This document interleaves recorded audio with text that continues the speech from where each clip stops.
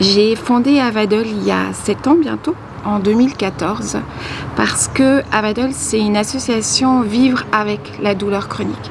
La douleur chronique, pourquoi ? Parce qu'elle fait partie de ma vie depuis une trentaine d'années. Et pendant toutes ces années, je me suis surtout retrouvée seule, sans savoir où m'adresser, avec plein d'inconnus. Et je m'étais dit qu'un jour, je créerais un endroit où les gens pourront déjà se parler. C'est la première chose que j'ai fait il y a 7 ans. Alors aujourd'hui, il y a des groupes dans toutes les grandes villes, en effet, où les gens qui ont des douleurs chroniques peuvent, une fois par mois, venir parler de tout ça sans baigner dedans. Et en même temps, acquérir des outils pour pouvoir apprendre à gérer. C'est pour ça que l'association s'appelle Vivre avec, et pas contre, ni etc. L'autre but de cette association, c'était aussi de pouvoir expliquer aux gens c'est quoi cette pathologie, c'est quoi cette douleur chronique, c'est quoi ces gens qui ont un signal de douleur constant qui ne s'arrête pas malgré tous les médicaments, les traitements, les opérations, qu'est-ce qui se passe ? C'était aussi d'expliquer ça. Donc chez nous, on peut avoir toutes ces informations. Du coup, on collabore avec la Haute École en santé, à la HEVS, avec les infirmières en 3e année, pour justement parler de la douleur chronique et puis aussi du rôle soignant-soigné. Qu'est-ce qu'ensemble on peut faire pour être encore mieux écouté et mieux pris en charge. Et puis il y a aussi tout un autre rôle qui est de l'information. Ce que je disais avant, de informer sur qu'est-ce que c'est, quels sont les outils qui peuvent être employés. Du coup, on fait en sorte de donner une conférence une fois par année par des professionnels dans des thèmes différents pour que les gens sachent ce que c'est et sachent aussi les outils qui peuvent être employés. Et puis puissent un peu mieux connaître tout ça. Et surtout qu'ils sachent qu'en Valais, aujourd'hui, il y a une association pour les gens qui ont des douleurs chroniques et aussi pour leur entourage, pour leur famille, parce que c'est aussi un endroit où la famille, l'entourage peut venir s'adresser et chercher des informations. Je souffre de douleurs chroniques depuis 5 ans. Elles sont situées au niveau de la face droite. Et puis c'est des douleurs qui sont du matin au soir, qui sont souvent pas très maîtrisées et gérables. Et puis depuis le début que j'ai ces douleurs, j'aurais bien voulu que ça se passe différemment, ou être même amputé d'un bras pour montrer aux gens que j'ai une douleur, donc ça ne soit pas quand je sors la journée, quand je fais des choses. Et puis maintenant je me suis habitué à ça et puis je vis avec. C'est ma fille qui était en école à l'ECG à Martigny, qui a une conférence donnée par la présidente Marie-Pascale, qui est devenue une amie très proche. Et puis elle a parlé de ça, et ma fille à la fin, elle a été demandée un prospectus. Et elle est tombée, elle a pleuré, vraiment lâché les larmes. Et puis elle m'a donné ce prospectus, elle a dit papa, il faut maintenant que tu ailles. Et là c'était vraiment tellement chaleureux, tellement émouvant que je suis parti dans cette association. Et puis je me donne maintenant à cœur ouvert. Rien que d'avoir un nouveau contact social que j'avais perdu. Et puis de retrouver des amis proches, d'avoir fait des connaissances. J'ai connu une petite sœur, j'avais ma petite sœur maintenant, voilà, qui est de cœur. C'est vrai que les gens parlent vraiment à tort et à travers. Ils critiquent les gens. Ils me disent encore maintenant, après 5 ans que je suis en arrêt, que je suis encore en dépression. Voilà les théories des gens à l'extérieur. Mais je fais plus de 4 ça maintenant, je fais ma vie. C'est dur à accepter au départ que les gens te prennent pour un dépressif, ou même alors un comédien, parce que les gens ils pensent tout et n'importe quoi. Donc j'ai eu des remarques via mon épouse. On m'a même dit que je vais me botter les fesses, quoi. Il fallait me bouger, il fallait me bousculer, et puis quand tu n'y arrives pas, tu n'y arrives pas. Donc, et que ces douleurs neurologiques peuvent arriver à n'importe qui, donc ça peut arriver à n'importe quel âge, ça peut arriver à n'importe quelle personne. Et il y a une énorme population qui est touchée. Les groupes paroles me permettent déjà de parler, de dire ce qu'à la maison tu ne peux pas dire à ton entourage. Et puis te dire, ça va pas, dire ça va pas aujourd'hui, j'en ai ras-le-bol. Là on dit ce qu'on pense, on a des gens qui nous comprennent. On a besoin de parler beaucoup, on se rencontre, on se voit, on voit tout de suite comment va l'autre. Je vois tout de suite les personnes qui sont là avec nous aujourd'hui, comment elles vont. C'est vrai que quand tu as des douleurs chroniques, tu as du temps pour cogiter, parce que tu te retrouves à plus pouvoir travailler, tu te retrouves à devoir imaginer les autres possibilités, ce qui fait que tu as beaucoup d'inconnus pour la suite. Donc comment tu vas construire ton avenir, encore plus quand tu es jeune, comment tu vas gagner ta vie, qu'est-ce que tu vas pouvoir faire déjà pour aller mieux, tout ça. Et c'est vrai que tu as vraiment beaucoup de temps pour cogiter, quoi. D'apprendre à vivre le moment présent, comme disait Robert, et puis à pas trop se projeter loin, parce qu'on sait pas trop le lendemain comment ça sera, que ce soit notre état de santé, que ce soit le reste. Donc on est obligé de vivre au plus possible le moment présent. J'ai des douleurs chroniques depuis bientôt 13 ans maintenant, donc depuis mes 14 ans. C'est des douleurs au dos surtout, qui se diffusent aussi dans les jambes, mais c'est plus ciblé au niveau du dos, de la nuque et tout ça.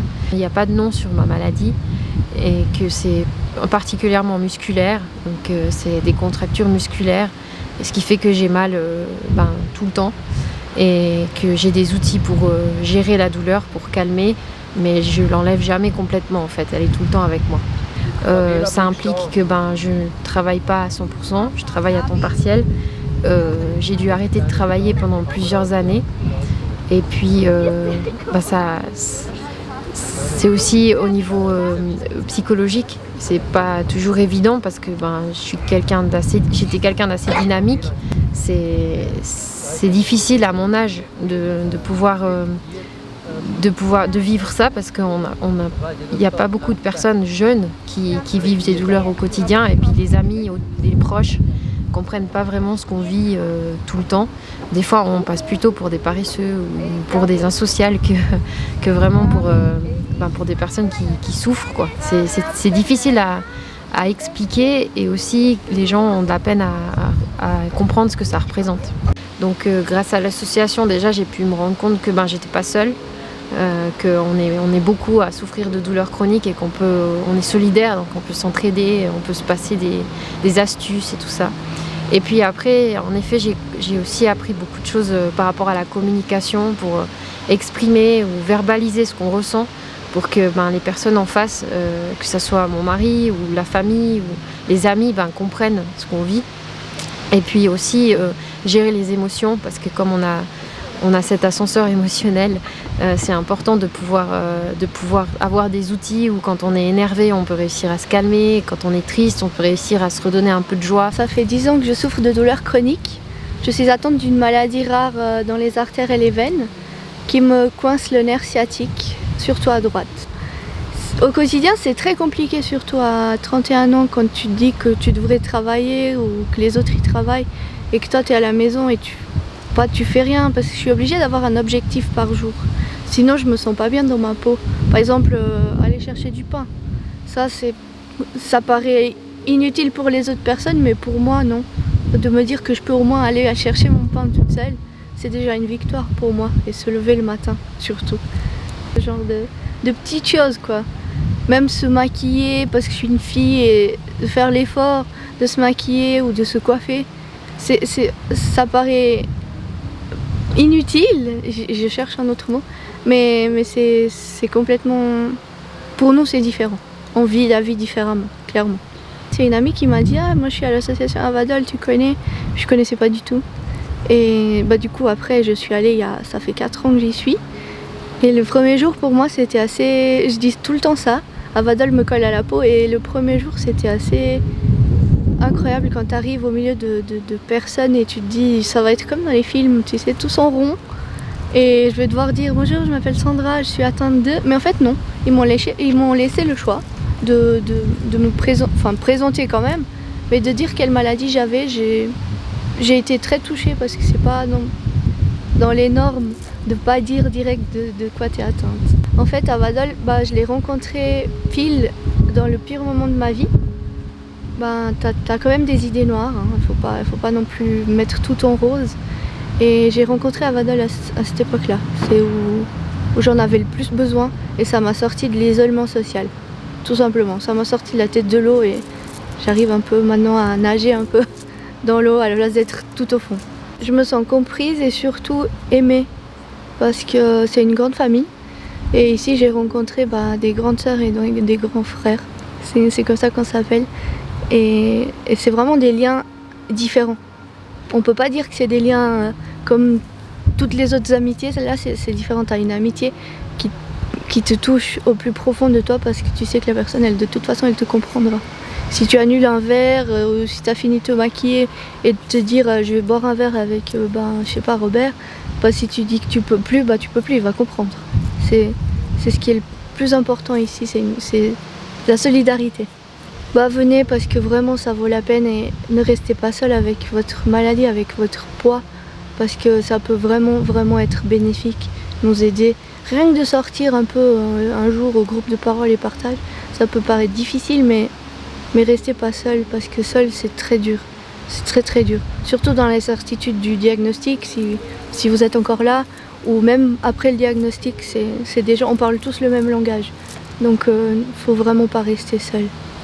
Je souffre depuis 13 ans de douleurs neuropathiques. Il n'y a rien qui se voit. La seule chose qui se voit, j'ai la canne. Mais personne me pose la question pourquoi tu as cette canne. Mais dans leur regard, je vois comme un jugement. Et c'est pas évident tous les jours. Ce que j'ai appris avec l'association, c'est de vivre au jour le jour, voire heure après heure, parce qu'il y a certaines fois que je peux rester 3 heures sans avoir trop de douleur, et certaines fois, c'est la journée, je serre les poings pour aller de l'avant. Venez, on est là pour s'entraider.